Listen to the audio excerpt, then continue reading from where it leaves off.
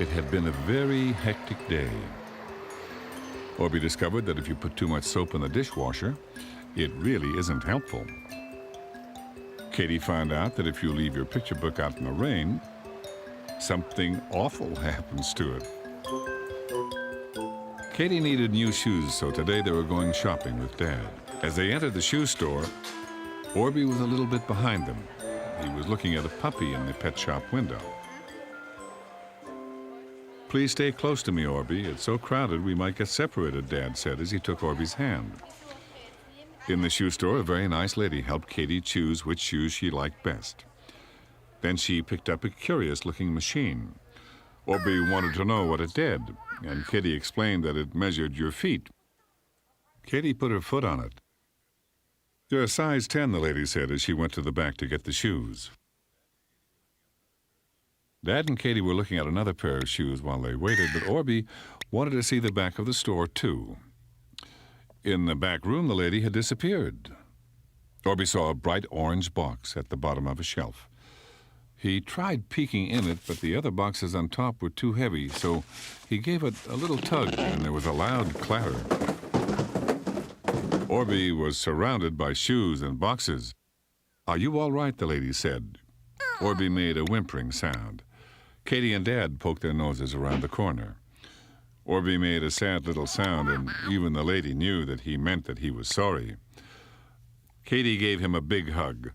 The lady told him there was no harm done, and Orbie felt better. When they had tidied up, the lady helped Katie try on her new shoes. Katie loved her new shoes, and she loved that they squeaked a bit when she walked. Orbie tried on a pair, but he felt like they were gluing him to the floor. Dad said he thought people like Orbie just weren't made to wear shoes. I have to tell you that Orbie agreed. So when they were finished at the shoe store, they walked down the hall. Well, Katie squeaked. Dad said they would have lunch. Both Katie and Orbie thought that was a fabulous idea. Around the corner was the food court. There was every kind of food you could imagine. Katie wanted Chinese chicken balls, and Orbie wanted pizza. Dad couldn't decide what he wanted. He looked at all the signs, and when he looked back, Orbie was gone. He wasn't behind the counter. He wasn't behind the tables. He was nowhere to be seen. Dad was very upset, and he took Katie's hand, and they looked everywhere.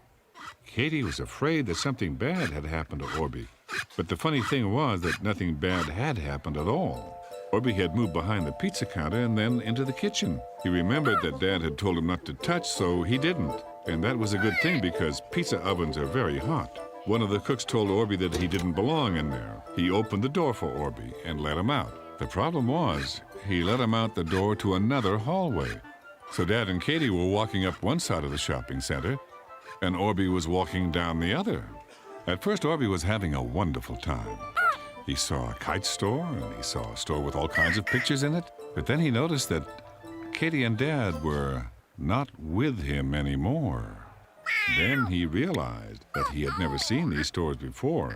He looked around. A cold, chilly feeling crept up his back. If Dad and Katie weren't here, then he was lost.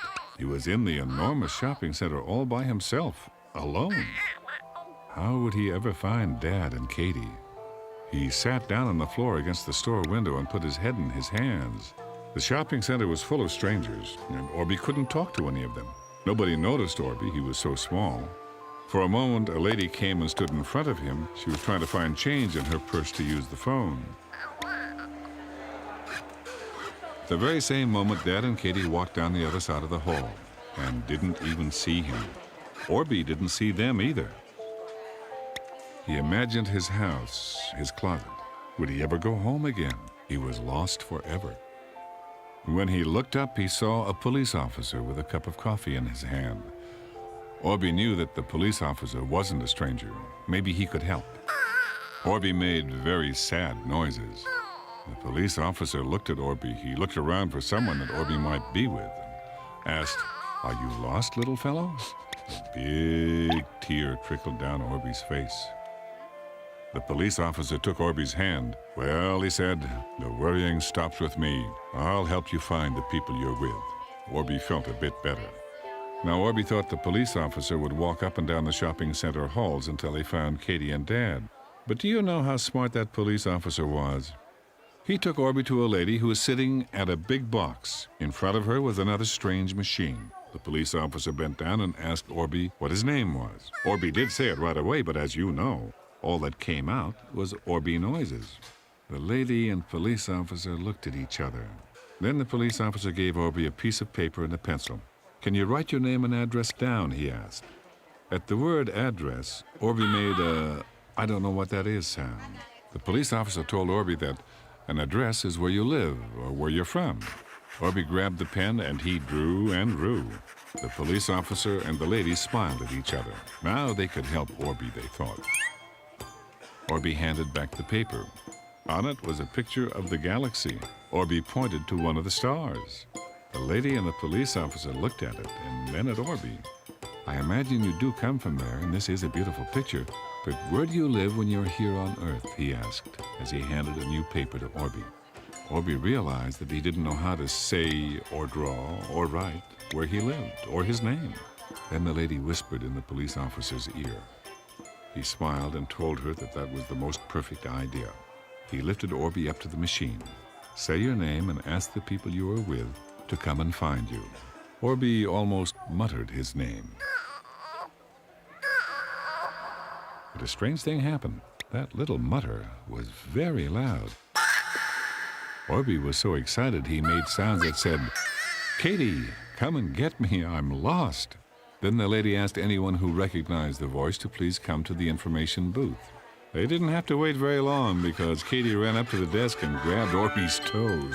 Orbie jumped up and did a backflip, landed on the ground beside her, right in time for the biggest hug he ever had. Dad thanked the lady and the police officer. He told Orbie that next time he needed to stay right with him, and Orbie nodded. He never wanted to be lost again. As they walked and squeaked away, Orbie sounded to Katie that he didn't know how to write his address or his name. Dad told him that anyone who could draw a picture of the universe could draw his name and address. And do you know, by 6 o'clock that night, he could. Did you know? No. Did you know? Did you know? Did you know? Little people can help big people in different ways. They can help with chores around the house, keeping your room clean, and picking up toys. But sometimes a hug can be the biggest help of all.